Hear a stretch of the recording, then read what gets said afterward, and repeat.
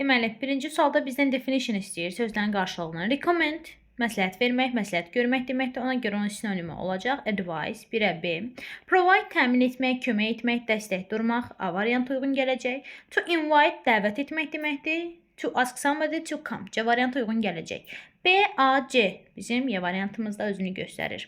İkinci sualda baxırıq nöqtələrdən sonra of varsa əgər, every ofla işlənməz. A variantını atırıq. İkinci halda isə baxmalıyıq. Əgər ofdan sonra gələn isim cəm, xəbər təkdirsə, ya biz iç seçə bilərik, ya aizə ola bilər variantlarda, ya naizə ola bilər. Yəni bu tip variantlarda axtarmalıyıq.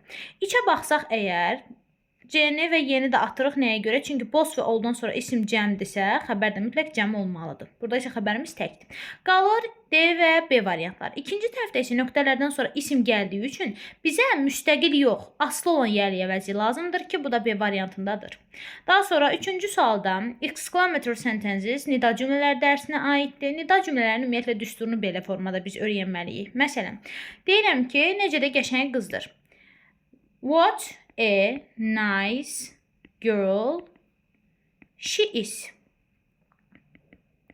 How ilə düzəldikdə isə belə düzələcək. How nice the girl is. Yəni bunun qaydası bu formadadır. What-la işlənir geri-müəyyən artiklı, daha sonra sifət, isim, daha sonra əvəzlik və xəbər gəlir. How ilə düzəldikdə isə how birinci gəlir, daha sonra sifət, müəyyən artiklı, isim və xəbər. İndi bu düstura uyğun olan hansıdır? Görürük ki, deməli birinci sualda, birinci cümlədə variantımız düzgün gəlir. What tasty juice it is. Bir düzdür. Oxşar cavab var dördüncüdə, amma artiklı var. Çünki sayıla bilən, biz bunu seçmirik. Ona görə ki, sayıla bilməyən isim olduğu üçün artiklına işlənməz. How ilə olan variantlara isə baxırıq. How tasty the juice is. 2 düzdür. 3 niyə səhvdir? Çünki is itdən əvvələ keçib. Cavabımız olacaq 1 və 2. Dördüncü sualda antonimləri istəyir bizdən. To make up one's mind, to decide. Hər ikisi qərar vermək deməkdir, sinonimdir. To go on, continue, davam etmək deməkdir, sinonimdir. To complain, şikayət etmək. To be satisfied, məmnun olmaq, razı qalmaq, antonimdirlər. Go up, rise, qalxmaq. To attach, fasten isə əlavə etmək, bərkitmək. Bu mənalarda istifadə olunur və sinonimdir. 5-ci sualda complete sentence dərsinə aiddir cümlə tamamlanması. İlk növbədə bilməliyik ki, deməli ask, wonder, daha sonra want to know və tell feillərindən sonra zət bağlayıcısı işlənməz. Bunlarla zət işlənməz. Ona görə askı görən kimi A variantını atırıq. İkinci qaydada isə fikir verməliyik ki, mübtəda plus xəbər uzlaşması. Yəni bu ardıcılıq özünü göstərməlidir budaq cümlədə. Birinci mübtəda, sonra xəbəri gəlməlidir. Yəni cümlədə köməkçi feil, modal feil şəxsdən əvvələ keçməməlidir. Görürük ki, burada will əvvələ keçib, C variantında yanlışdır. D də will əvvələ keçib, yanlışdır. When-lə olan cümlələrdə isə yadımızda saxlamalıyıq ki, when və what time işlənərsə, cümlədə indiki bitmiş zaman olmaz. Yəni cümlə quruluşu düz olsa belə, birinci mübtəda sonra xəbər gəlsə belə, when və what time olanda indiki bitmiş zamanla tamamlanmayacaq cümlə. Cavabımız qalır B variantı. If bağlanıb if-lə, they will be a meeting tomorrow düzgün quruluşdur. 6-cıdan disjunctive tag questions ayrıcı suallar dərsinə aiddir. Deməli, ilk növbədə bilməliyik ki, ayrıcı suallarda əgər birinci tərəf təsdiqlədirsə, ikinci tərəf inkar olmalıdır. Yox, əgər birinci tərəf inkardırsa, ikinci tərəf təsdiq olmalıdır. İkinci növbədə baxmalıyıq cümlənin zamanına. Görürük ki, cümləmiz clean, indiki sadə zamandadır. Everyday'dən də bunu görə bilərik. Və feili biz nə ilə sual verib, nə ilə inkar ediriksə, tag question dərsinə də həmin köməkçi feil vasitəsilə cavab qaytarmalı oluruq. Görürük ki, burada clean bizim yəni adi bir əsas feilimizdir. Və feilə biz normalda nə ilə sual verib inkar edirik? Do ilə, does-la, did-lə və bu da zamanlardan asılı olaraq dəyişəcək təbii ki. İndiki sadə zaman olduğu üçün və təsdiqdə olduğu üçün biz ikinci tərəfə inkar olan cavab axtarmalıyıq. İndiki zamanda don't say olacaq. 7-ci sual complex object dərsinə aiddir. Xəbərimizə fikir verməliyik. Expect özündən sonra məsəl to ilə tələb eləyir. Ona görə də verəcəyik to be. Daha sonra baxırıq 8-ci suala. We want to go on an excursion. Ekskursiyaya getmək onunla işlənəcək. But it depends on. Yenə onunla. Yəni bu sabit ifadələrdir. Hansı ki özündən sonra avtomatik olaraq bilməliyik ki, hansı sözünə işlənir. Hər iki tərəfdə on, A variantı düzgündür. 9-da quantifiers ilə isimlərin uzlaşmasına aiddir. Görürük ki, $100. Normalda biz deyirik ki, bunun qarşısında hər hansı bir belə deyək də, iki isim və yaxud da iki söz yanaşı gələndə artikel aid olur ikinci ismi. Amma burada elə deyil. Əgər birinci sözün sənin saydısa, yüzlük ola bilər, minlik ola bilər. Onun qarşısına, yəni onun bir olduğunu, bir dənə yüzlük, bir dənə minlik göstərmək istəyirsən, ona görə də 100. Elə bil 100-in əvəzinə 100 deyə bilərsiniz. Bu ona görə düzgün hesab olunur. Yəni burada dollarsa baxmırıq. Burada 100-in kəmiyyətini göstərir. Bir ona görə düz olacaq. Sonra ikincidə furniture shop. Burada shop sayıla bilən tək isimdir. İki isim yanaşı işlənəndə biri sayıla bilməyən olduqda, ikincisi sayıla bilənsə, ona görə uzlaşmanı biz sayıla bilən tərəflə aparmalıyıq. Ona görə bunun qarşısına furniture shop olmalı idi. 2 yanlışdı. Bir də dedik, bir düzdür. Ona görə birlə olan cavablara baxacağıq burada. Baxırıq 4-ə. A piece of furniture. Çox doğrudur. Heç bir səhv yoxdur. Bir parça mebel deyə bilərik. Və 1 ilə 4 düzgün olacaq. 5-in səhvi nədədir? Expensive computer. Yəni 2-də olduğu qayda ilə eynidir. Computer sayıla bilən tək isim olduğu üçün qabağında inexpensive olmalı idi. Olmadığı üçün səhvdir. 3-ün səhvi isə ondadır ki, ikinci isimlə yenə uzlaşma aparıq. Sub sayıla bilməyən isim olduğu üçün artikli işlənilməz. Daha sonra it is called close the door behind nöqtələr qayda əvəzliyinə aiddir. Burada əgər cümləmiz əmr cümləsidirsə, yəni xəbərlə, feillə başlayırsa, bu əmr cümləsidir. Əmr cümləsində isə ya yourself işlədəcəyik təkdə, ya da yourselves işlədəcəyik. Burada da hansı variant var? Yourself var. Yəni soyuqdur, arxandakı qapını bağla. Yəni öz arxandakı qapını bağla. 11-ci sualda interrogative sentence cümləsinə aiddir. Düzgün sual cümləsini bizdən istəyir. Görürük ki, to whom var və who to var. Yəni ikisi də eyni mənadır. Sadəcə biz burada fikir verməliyik cümlənin quruluşuna. Deməli, to whom deyirsə, you sold, didimiz yoxdur. Dedik ki, sual verəndə köməkçi feillər do, does, did şəxsdən əvvələ keçəcək sual cümlələrində. Burada gördüyümüz kimi did yoxdur. Sadəcə əsas feilin özünü verib, A variantı səhvdir. B variantına baxsaq, who did sell? Heç vaxt sual cümləsində köməkçi feillə əsas feil yanaşı işlənməz. Mütləq ortasında mübtəda işlənməlidir. C variantına baxırıq. To whom did you sell our bicycle? Ən doğru variant to whom bizim olur sual hissəciyimiz, sual əvəzliyimiz. Did bizim köməkçi feilimiz, mübtəda plus əsas feil düzgündür. D variantına baxsaq görürük ki, yenə burada did yoxdur, köməkçi feilimiz. Y variantında isə deməli yenə köməkçi feilimiz yoxdur. Did yoxdur. Ona görə bunlar yanlış hesab olunacaq. 12-ci suala baxırıq. We often hear him. Yenə kompleks obyekt dərsinə aiddir. Burada baxmalıyıq xəbərə. Heyə aid olacaq ikinci qrup feillərə, hansı ki özündən sonra məsdəri ya to-suz tələb eləyəcək, ya da ing ilə tələb eləyəcək. Ona görə bu iki sözlərin hansı varsa düz götürəcəyik. Var to-suz məsdər və ing ilə. Cavab olacaq 1 və 3. 13-cü suala baxırıq, artikel dərsinə aiddir. Bilirik ki, su hövzələrinin qabağında artikel işlədirik. Çayların, dənizlərin qarşısında the Nile flows from. Lake-də isə bir məqam var idi. Əgər yadınızdadırsa, demişdik ki, lake varsa z yoxdur. Z varsa lake yoxdur. İndi burada lake olduğu üçün ikinci tərəf boş olacaq. Üçüncü tərəfimizdə isə cəhət adlarıdır. Cəhət adlarında ümumiyyətlə nə vaxt işlədərik? Ümumiyyətlə, cəhət adlarının qabağında artikel işlədə bilərik. Sadəcə burada belə bir fərq var ki, məsələn, demək istəyirsiniz Şimali Amerika, Cənubi Asiya və s. bu tip cümlələrdə artikel qoymayacaqsınız. Oflu birləşmə şəklində olanda qoymaq olar. Məsələn, bu cümləni belə deyə bilərik. The east of the formasında desək, daha doğrusu bu tərəfdə z işləməyəcək. The east of Africa.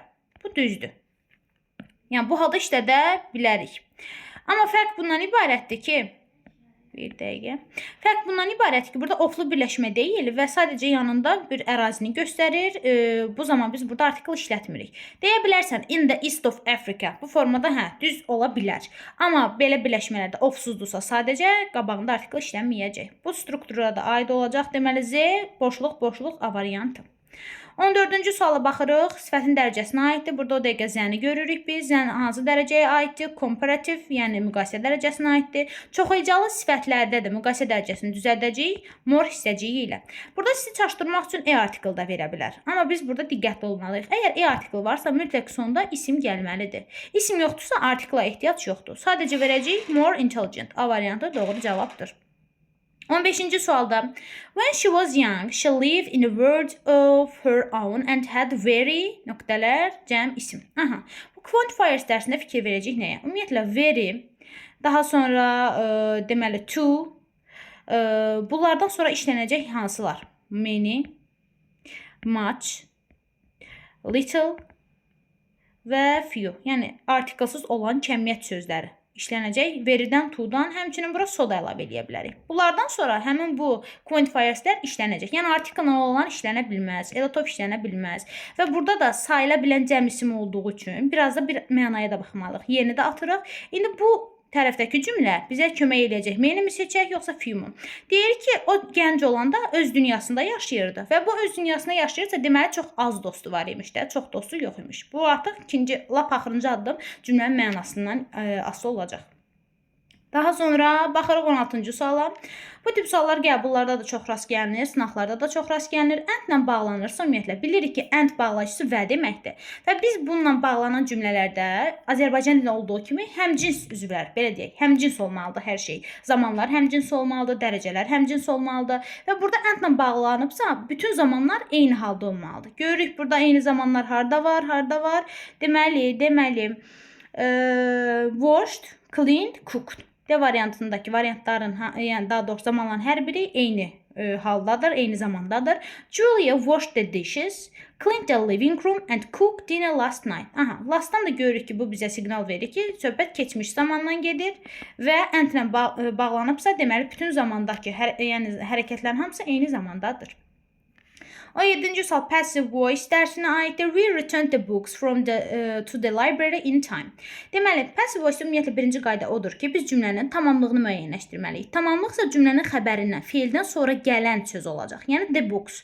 The books-u götürdük, qoyduq cümlənin əvvəlinə. İkinci, bax bu birinci addımımız oldu. İkinci addım cümlənin xəbərini, zamanını müəyyənləşdirmək. Görürük ki, sonunda ed varsa, deməli bu keçmiş sadə zamandadır. Üçüncü addım isə tamamlığımızın, yəni məhsul növümüzdə olan mübtədanın kəmiyyətini müəyyənləşdirməkdir. The books cəmdə olduğu üçün, zamanımız keçmişdə olduğu üçün, deməli biz to be-nin hansı formalarından istifadə edəcəyik? Was, were plus participle to olmalıdır. Yəni the books were returned in time. Bu formada olacaq bir variant. Digərlərində görürük ki, məsələn, been var, been bizə lazım deyil, yadda saxlamaq lazımdır ki, been bitmiş zamanı. Yəni have, has been participle-du, o zaman passive voice-də işlənəcək. Daha sonra burada var were returned us. Yəni burada ümumiyyətlə məna uyğun gəlmir, bizə qaytarıldı olur, əksinə biz qaytardıq kitabları.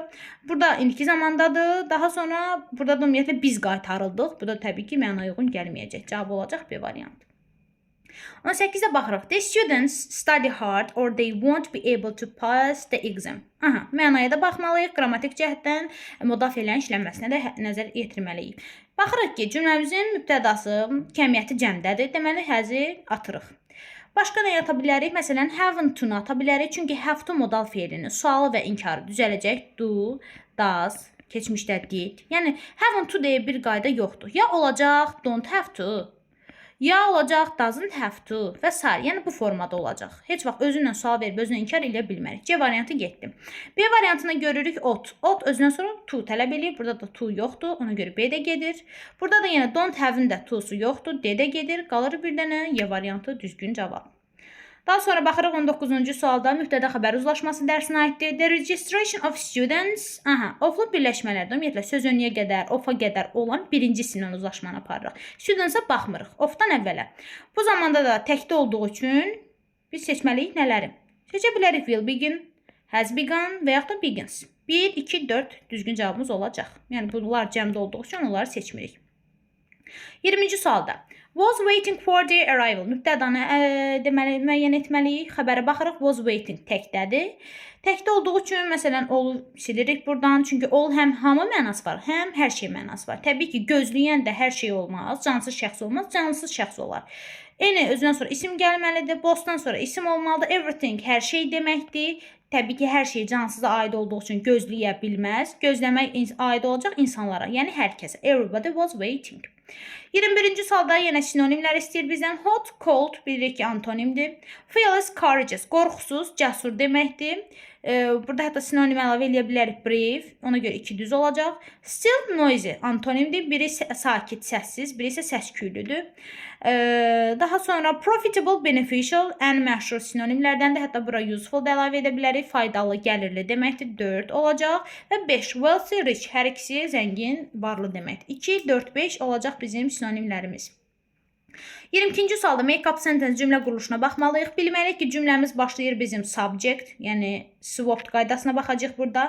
Mübtəda xəbər həmişə yanaşı gəlir. Sonra üzərində iş görülən obyekt, sonra əgər varsa yer zərfi, varsa sonda zaman zərfini əlavə edirik. İndi burada baxırıq, bizim şəxsimiz ola bilər they.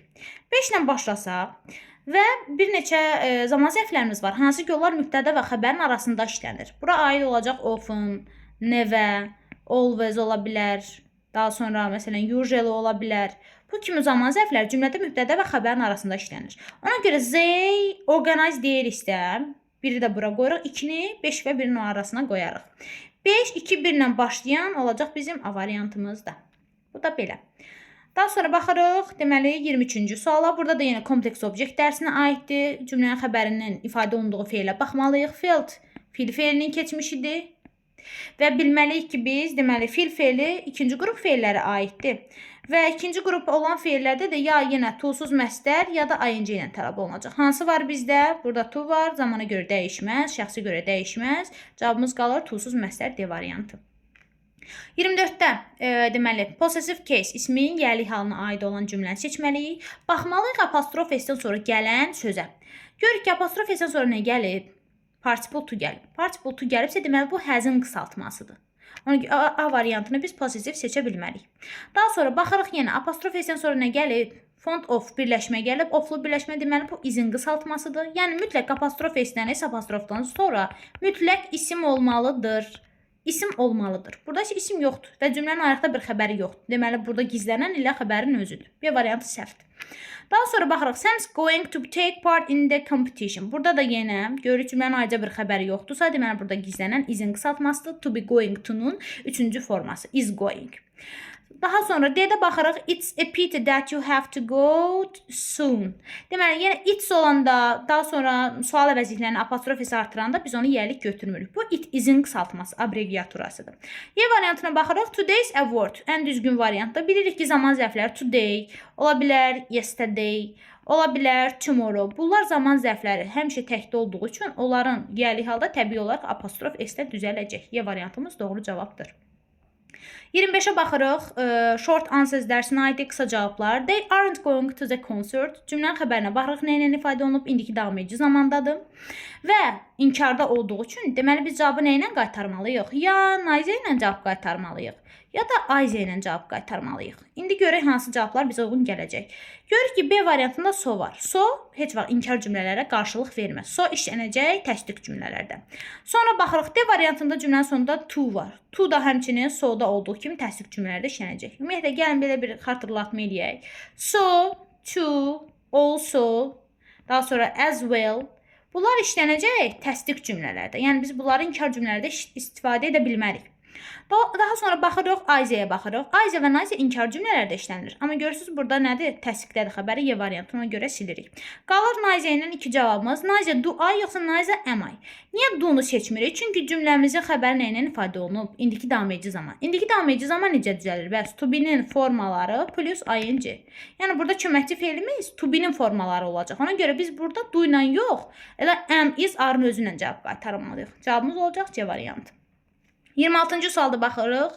Çox asan zaman sualıdır. Columbus in the New World in 1492. Əgər bizə konkret il veribsə, deməli söhbət avtomatik olaraq keçmiş zamandan gedir. Keçmiş zamanda bizim olacaq xəbərimiz arrived. Bu qədər bəsit.